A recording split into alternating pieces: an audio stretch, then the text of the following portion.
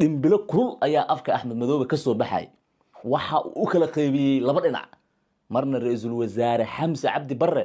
ayuu horta bahal karbaasha oo u eg jawaab celin hadalkii hadda ka hor Xamse ka soo baxay oo kale bash uu ku siiyay Axmed Madoobe ma la gabanaayo hadalka shalay annaga ku siinuu yiri xildhibaan Xamsow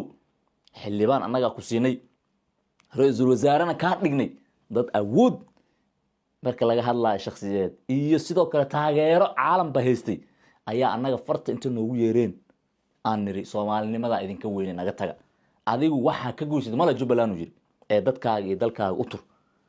Xamse oo kugu dhacday waxaa nasiib darro ah wiilka shalay aan xildhibaanka siinay ee ra'iisul wasaaraha noqday maanta inuu noqdo cidda loo adeegsanayo Jubbaland burburinteeda waa nasiib darro waxaan ku leeyahay ra'iisul wasaare Xamse waxaan waa taariikh bari bay